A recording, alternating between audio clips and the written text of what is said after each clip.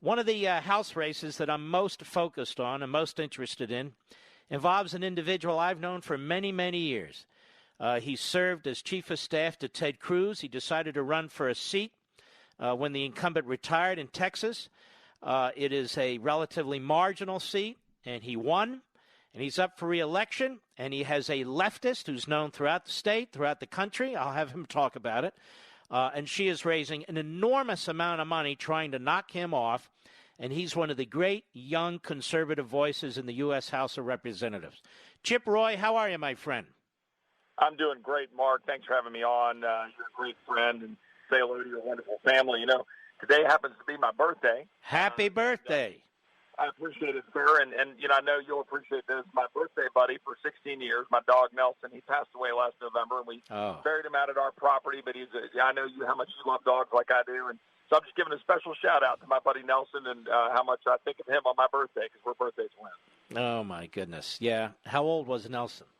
He was 16. He had a great life. He was blessed, and we were blessed to have him. And, you know, but every time my birthday for the rest of my life, I'll think of my little buddy that I used to carry around with me everywhere in my Jeep and driving around. And so, you know, I know you share a passion for it's very friend.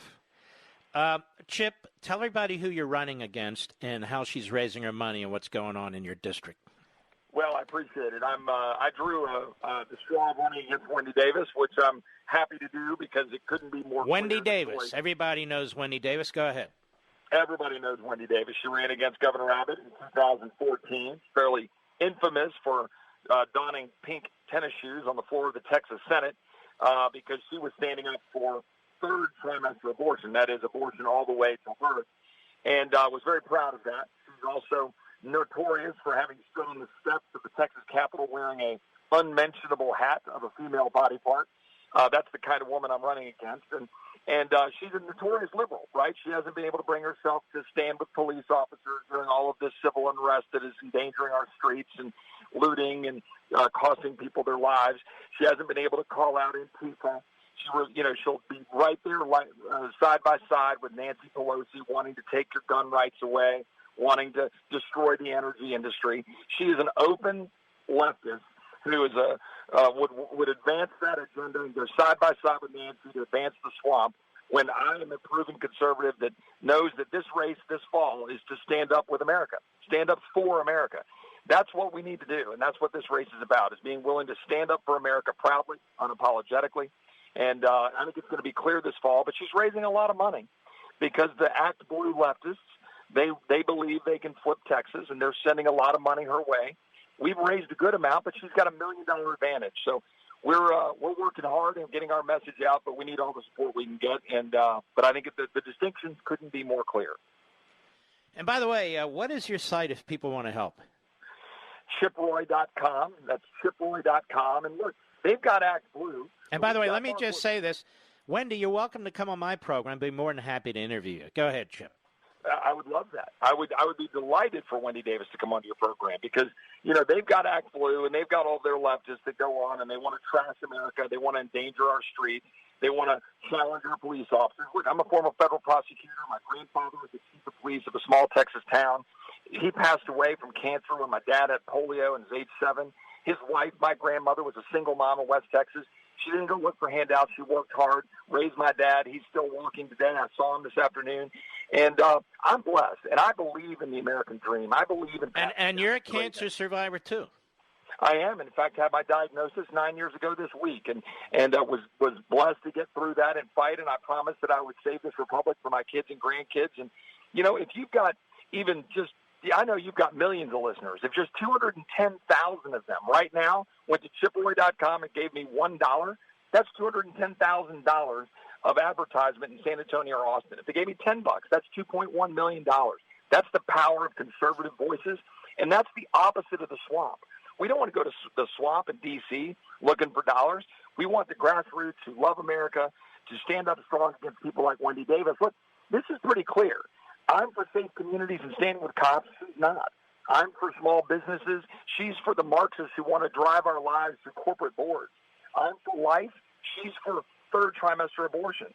I'm for abundant Texas energy, driving CO2 levels down. She wants to end all of that alongside Joe Biden. I stand for a secure border and stand alongside CBP, Border Patrol, and to stop cartels and to stop human trafficking. She wants to abolish ICE and stand along Nancy Pelosi to do that.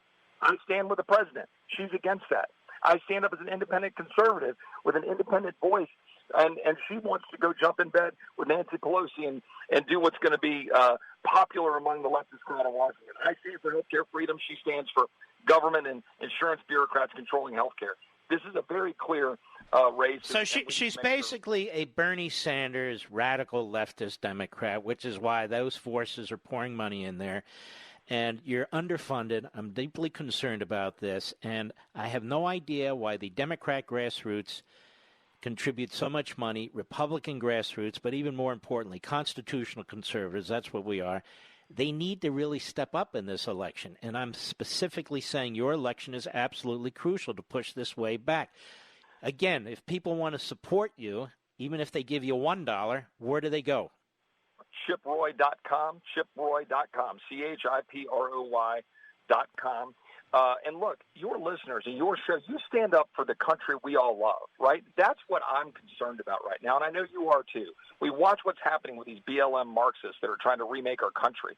We watch what's happening with Joe Biden, who, he's not concerned about black lives. He's concerned about black voting blocks. That's what you heard him say over the last 48 hours.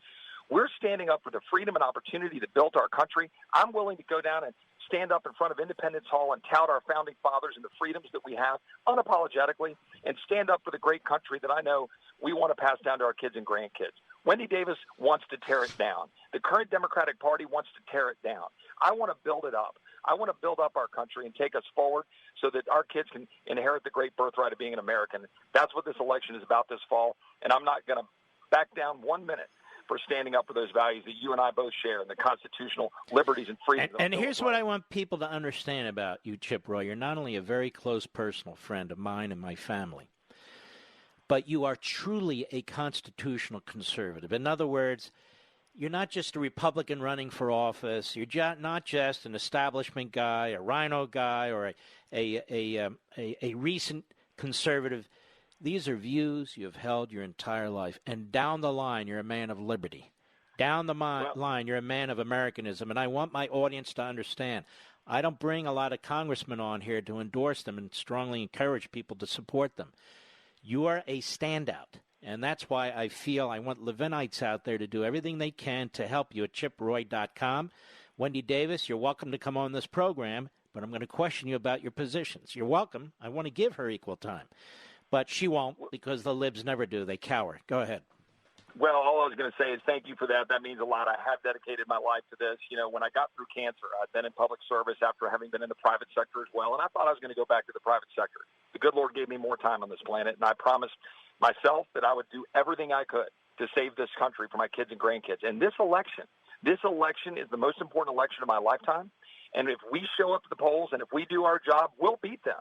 And we will have another 4 years with the president. We will have a better Congress, and we'll go out and we'll get better judges, and we'll fight for a secure border, and we'll fight for healthcare freedom, and we'll stand up alongside Israel, moving the capital to Jerusalem and the embassy. What a great thing that was done by the president there.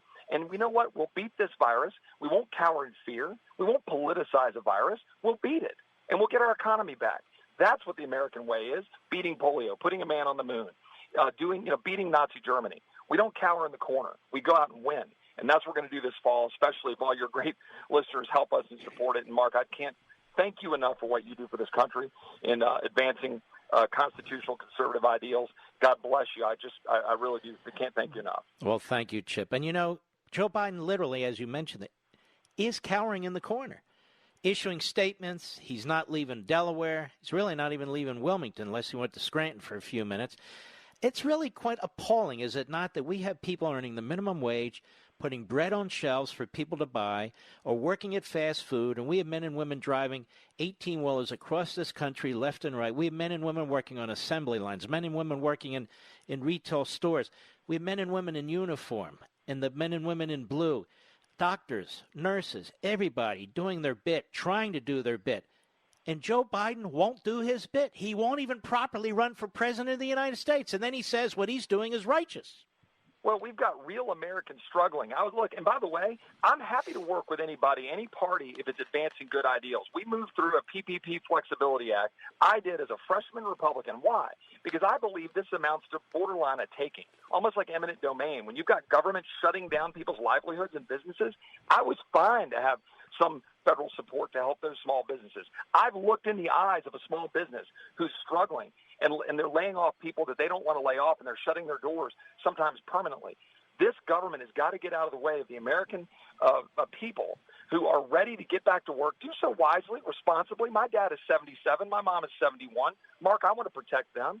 But we got to get our kids to school, get our economy going, and really get the economic growth we need to get through this, and we will. And I know we will as Americans. Chip, God bless you, my friend. Keep at it, keep at it, keep at it. America's behind you, and my audience especially is behind you, Levinites. God bless you, my friend.